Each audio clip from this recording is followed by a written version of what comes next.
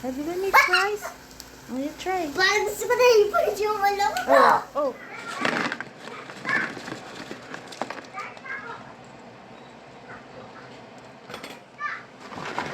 Ang crispy.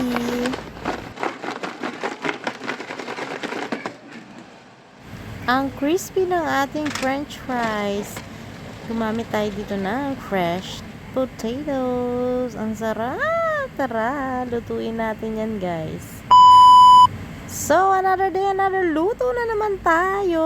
Eto na nga, at nagluto nga ako ng french fries dahil paborito nga ito ng aking mga chikiting. Si Bunchoy at saka si Ate Mia. So, meron ako nabiling malalaking patatas. So, mas maganda yung malalaking patatas ang bibili ninyo.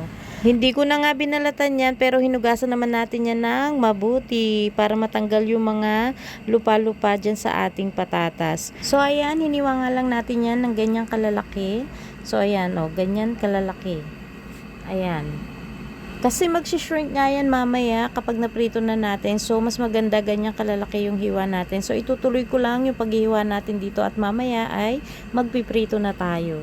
Bali, 6 na patatas nga na malalaki ang nabili ko, pero 4 lang ang niluto ko dahil sa 4 pa lang ang dami ko nang nagawang fries. So, itatabi ko yung 2 para anytime na mag-crave ulit ang aking mga chikiting ay may maluluto pa ako. So, ayan.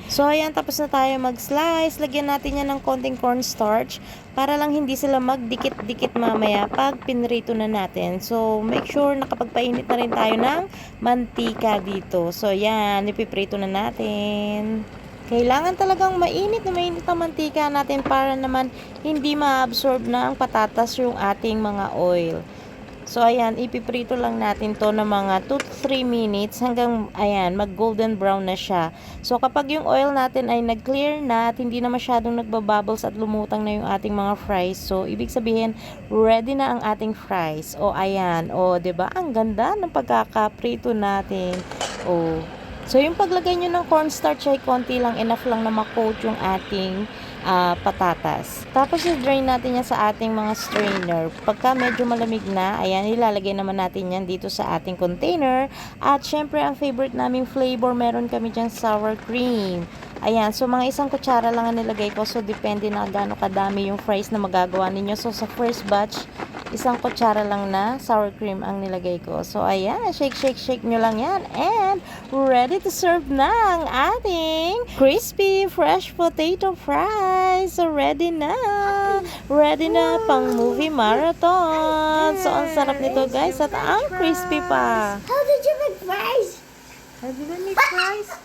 Will you try? Parang gusto ko na i-put yung alam. Parang gusto ko na i-put yung sarili ng sarap. So, ayan, hindi makapaniwala si Ate Mia nakagawa ko ng fries. So, ayan. I-try nyo na rin.